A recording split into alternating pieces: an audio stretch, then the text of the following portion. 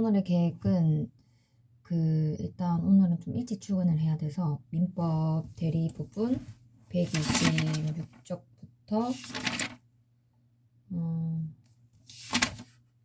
126쪽에서 132쪽까지는 꼭 봐야 되는 게 무효 취소 부분 기출 파트를 이제 풀을 거라서 오늘은 좀 빨리 출근해야 되지만 그래도 출근하기 전까지 최대한 보고 모르는 부분 정리해 놓고, 그리고 내일부터는 수요일이니까 수, 목, 금까지 해서 무효화 취소 기출문제랑, 그리고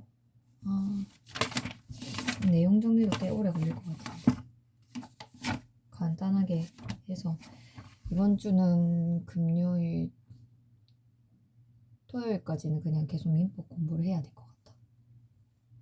그리고 이제 저녁에 퇴근하고는 오늘도 외근이 2차례나 있어가지고 외근 2개 끝나고 나서 바로 도서관으로 이동해서 이제 오늘부터 스타트해서 사회보험법을 스타트해요.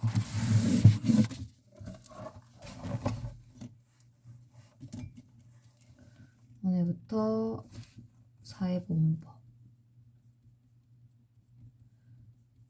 지금 강의가 나온 게 없어서 사실상 이전 작년 강의를 봐도 된다고는 하는데, 작년 강의를 모르는 부분은 보는 걸로 해서 일단 사회보험법은 에센스로 지금 구매를 해서 책이 도착을 했고, 에센스를 구매했고 이번 달 말까지 12월 31일까지 전체 한번 훑어보는 것을 목표로 해서 분량을 나눌 생각이고, 일단 메인은 에센스로 갈 거고, 사회보험법으로 갈 거고 12월 말까지는. 그리고 중간중간에 경영학개론은 주말 통해서 토픽 많이 풀고, 그리고 지금 노동법은 기본 이론이 끝났기 때문에 노동법 객관식 부분도 사회보험법을 2로 두고 객관식은 1로 둬서 2시간, 1시간은 나눠서 공부하고, 아침 시간에는 여전히 민법 공부하고, 회사에서 짜투리 시간 만약에 있을 경우에는 노동법 암기도표 그 부분 계속 회독하는 걸로 계속 읽고, 그리고 출퇴근하면서도 그 암기도표 계속 읽으면서 눈에 바르고 외울 것. 그리고 기출문제도 계속 풀고. 그리고 지금 겨울이 되니까 면역이 좀 떨어지기 시작해가지고 저녁 늦게까지 도서관에 있는 것보다는 그냥 좀 한 9시까지만 있다가 집에 와서 빠르게 씻고 잠잘 준비를 해서 10시 반에 자는 거를 목표로 하고 11시 사이에는 자고 새벽 5시 반 아침 시간을 좀 더 활용을 할 생각입니다. 그래서 아침 시간을 좀 더 활용을 해서 하루에 2시간 반, 하루에 한 최소 5시간은 확보할 수 있도록, 최소 5 집중 못하는 시간 빼고 최소 5시간은 확보할 수 있는 것을 목표로 공부를 하도록 하겠습니다. 일단 어제 이 파트 공부하면 될 것 같아. 어제 권한을 넘은 표현 대리 부분까지 공부를 했는데,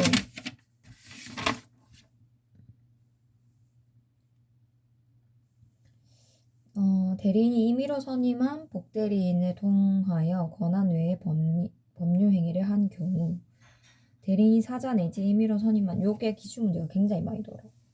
복대리인을 통하여 권한 외의 법률 행위를 한 경우 상대방이 그 행위자를 대리권을 가진 대리인으로 믿었고, 또한 그렇게 믿는 데에 정당한 이유가 있는 때에는 복대리인 선임권이 없는 대리인에 의하여 선임된 복대리인의 권한도 기본 대리권이 될 수 있을 뿐만 아니라 그 행위자가 사자라고 하더라도 대리행위의 주체가 되는 대리인이 별도로 있고, 그들에게 본인으로부터 기본 대리권이 수여된 이상 민법 제126조를 적용함에 있어서 기본 대리권의 흠결 문제는 생기지 않는다.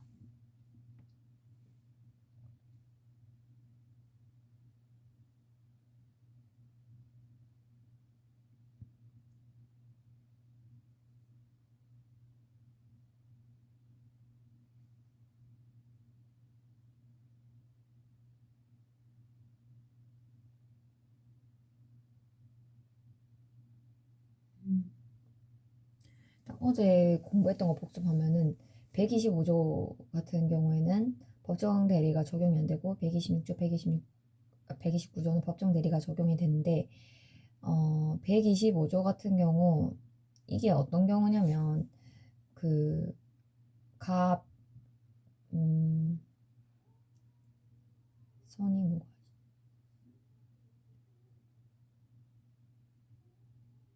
그 갑이 이제 병한테 내가 을한테 이제 대리권을 줬다. 근데 사실상은 대리권을 준 게 아니야.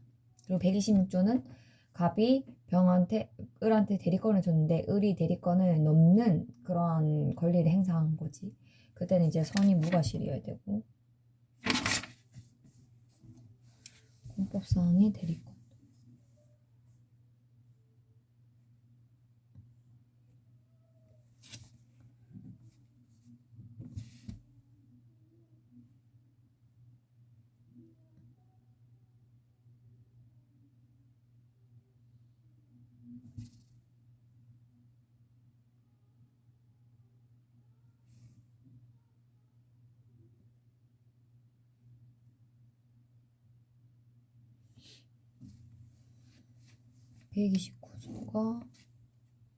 (129조) 같은 경우는 이제 대리권이 발생했고 대리권이 소멸을 했는데 대리행위를 한 거지.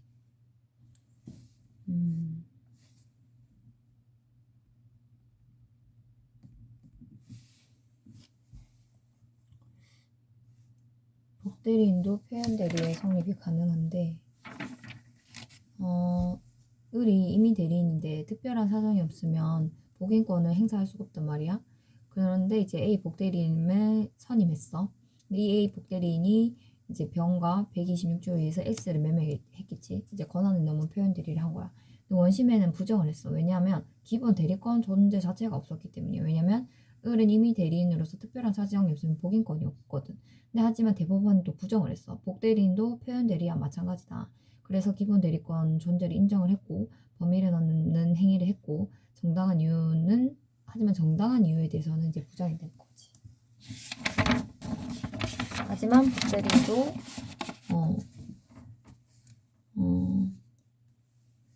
복대리인의 권한도 기본 대리권이 될 수 있고 그리고 그 행위자가 사자라고 하더라도 대리행위 주체가 되는 대리인이 별도로 있고 그들에게 본인으로부터 기본 대리권이 수여된 이상 민법 제126조를 적용함에 있어서 기본 대리권의 흥결 문제는 생기지 않는다고 한다.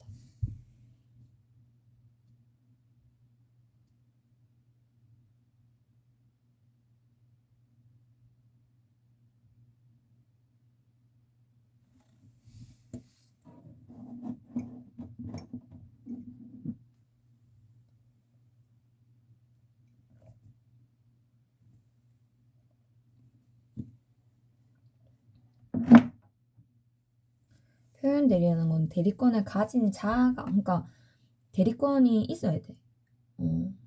대리권이 아예 없는 사람은 그냥 무권리자지.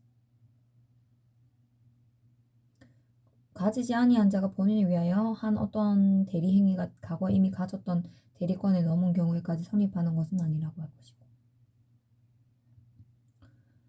한편 과거에 가졌던 대리권이 소멸되어서 민법 제129조에 의해서 표현대리로 인정되는 경우에는 그거는 표현대리의 권한을 넘는 대리행위가 있을 때에는 민법 제126조에 의해서 표현대리가 성립할 수 있다.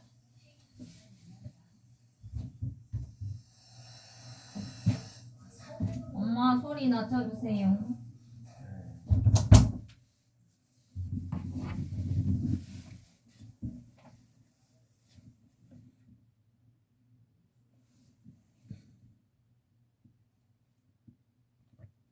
갑본인은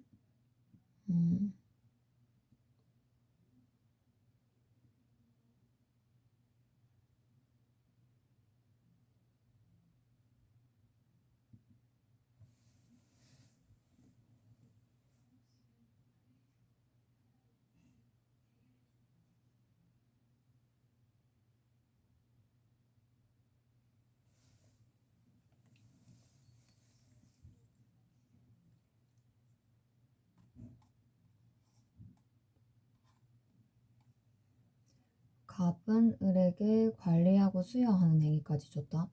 그런데 이제 대리권이 소멸이 됐어. 대리권이 소멸한 다음에 대리 행위를 했고, 이에 대해서 이제 표현 대리가 적용이 되냐? 일단 기본 대리권 존재 자체, 원칙적으로 대리권이 없었을 경우에는 126조 자체가 성립이 되지 않아. 그러니까 이건 무권리자의 처분 행위일 뿐이지. 근데 예외적으로 병이 그 소멸한 거에 대해서 몰랐던 거야. 선이 무과실인 거야. 그래서 그 소멸한 거에 대해서 이제 선이 무과실이고 그 129조의 표현 대리가 적용이 되어서 기본 대리권이 있었던 걸로 준해주는 거지, 퉁쳐주는 것이고, 그것이 이제 기본 대리권이 있었는데 그게 관리하고 수여하는 행위까지였으니까 범위를 넘는 행위였고, 이제 정당한 이유가 있었기 때문에 권한 매도 권한까지 있었다라고 보는 거지.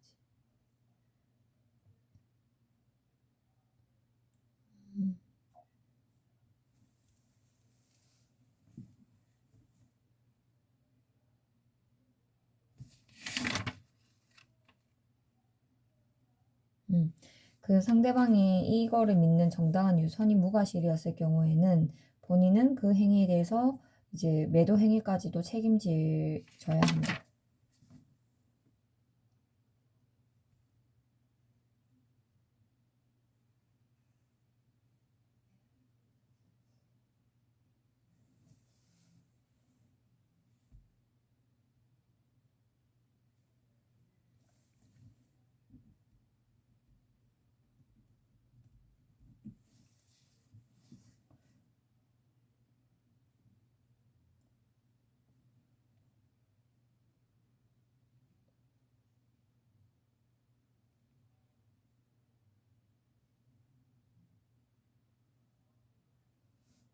일단 126조가 성립하려면 기본 대리권의 범위를 넘어야 되고, 표현 대리인과 그 제3자 사이 대리 행위여야 하고, 제3자라 함은 당해 표현 대리 행위에 직접 상대방이 된 자만을 지칭하는 것이고, 표현 대리의 성립 범위는 무권 대리인과 거래한 직접 상대방에 한정된다.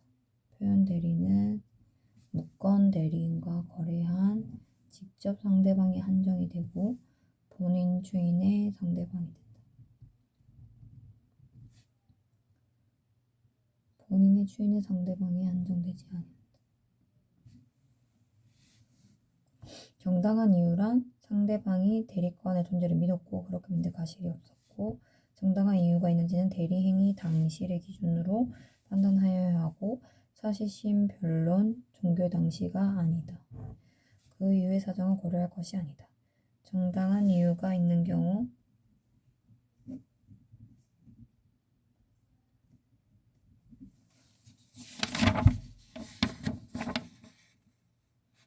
표현 대리의 성립을 주장할 수 있는 상대방은 스스로가 아니라 법 규정에 의해서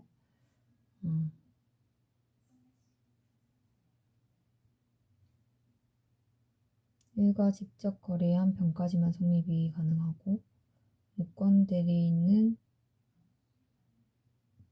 병은 정당한 이유가 없으면 주장을 할 수 없고, 정당한 이유가 있어야 주장할 수 있고, 정이 정당한 이유가 있어도 을은 직접 거래를 하지 못하고,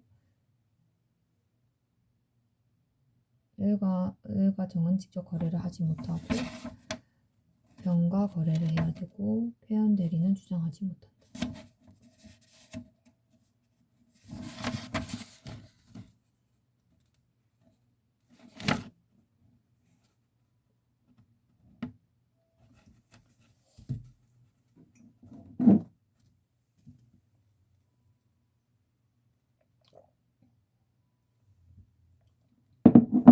갑본인은 주인을 별도로 한정하지 않는다.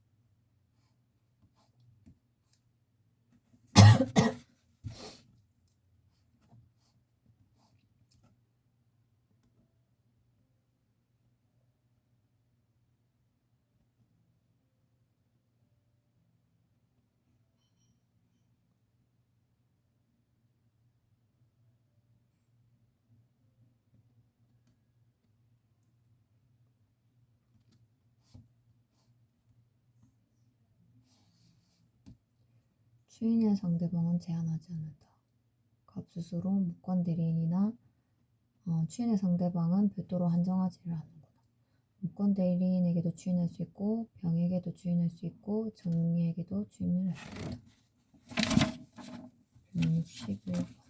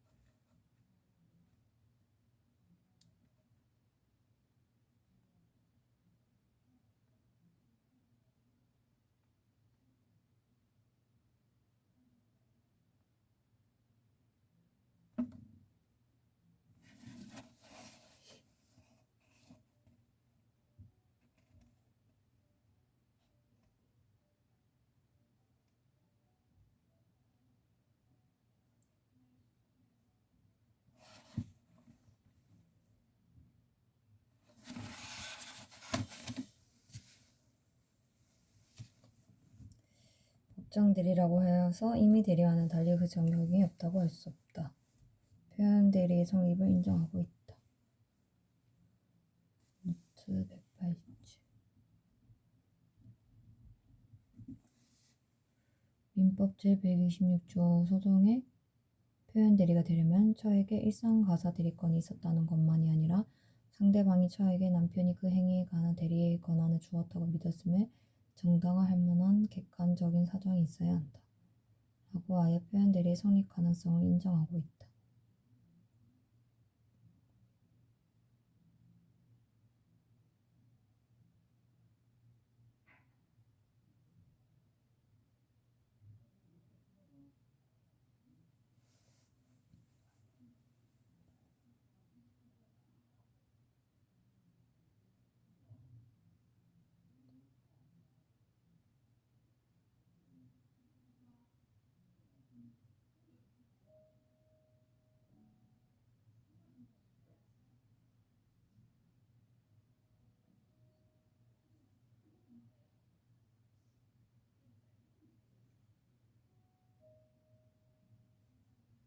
처가 이제 그 남편 몰래 X 건물을 이제 뭐 팔아버린 거지. 그래서 무권 대리 행위를 한 거야. 무권 대리? 대리권 자체가 없었지. 특별한 소권도 없었는데 행위를 한 거야. 그래서 이게 표현 대리가 되려면 이 병이라는 사람이 일상 가사 대리권이 있었다는 것만이 아니라 상대방이 처에게 남편이 그 행위에 관한 대리권을 줬다고 믿었으면 정당화할 만한 객관적인 사정이 있어야 된다. 대리권 소멸을 위해 표현 대리. 대리권의 소멸은 선의 제3자에게는 대항하지 못하고 이 소멸이라는 것은 처음부터 소멸을 한 게 아니라 이 처음에는 대리권을 줬었는데 그게 나중에 소멸을 해야 되는 거야. 그러나 제3자가 과실로 인하여 그 사실을 알지 못한 데에는 그러하지 아니하다. 대리인이 이전에는 대리권을 가지고 있었으나 대리행위를 할 당시에는 대리권이 없이 대리행위를 한 경우를 말한다.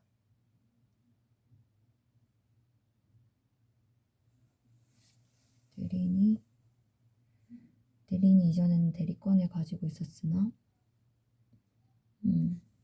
대리행위를 할 당시에는 처음에는 있었지만 나중에는 없는 경우. 대리권이 이전엔 존재했어야 됐고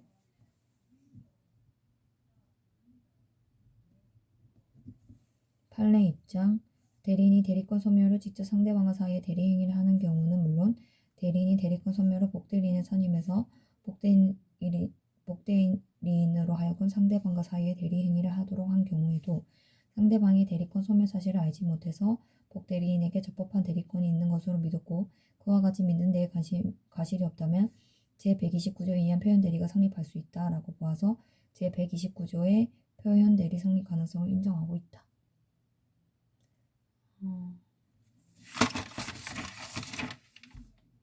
본인이 사망을 했고 그러면 대리권은 당연히 소멸을 하게 되겠지. 근데 소멸을 했는데 이제 복임 행위를 한 거야. 그래서 복 대리인은 처음부터 발생하지 않았고 이 복 대리인의 대리 행위는 그래도 매 한 가지로 쳐주는 거야. 왜냐면 복 대리 처음에는 이제 대리권이 있었는데 대리권 소멸 후에 복 대리인을 선임한 거니까. 그래서 상대방이 대리권 소멸 사실을 알지 못해서 복 대리인에게 적법한 대리권이 있는 것으로 믿었고 그와 같이 과실이 없다면 129조에 의한 표현 대리도 성립할 수 있다고 했다. 대리행위 다시 대리권이 소멸되었어야 되고 대리인이 소멸한 대리권 범위 내에 대리행위를 하였어야 되고 대리권의 범위를 넘어서 한 대리행위를 했는데 아예 다시는 소멸하였으나 이전에 갖고 있던 대리권의 범위를 넘어서 한 법률 행위에 대해서는 126조가 적용된다.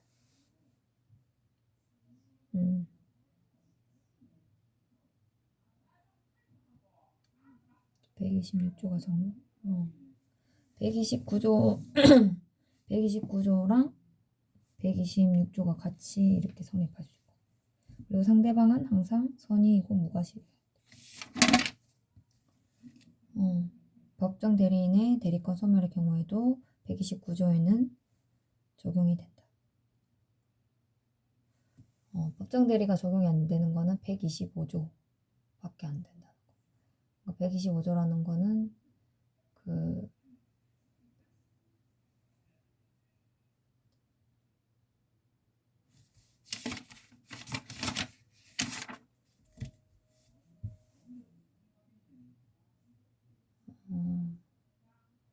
권한의 범위를 표시하지 않은 거.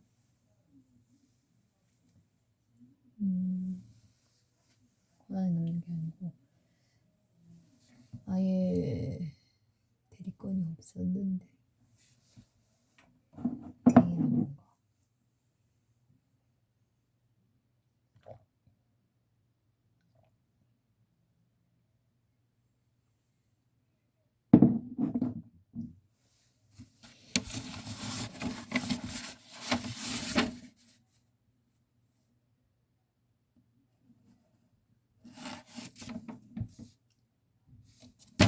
대리권을 수여했다고 거짓말.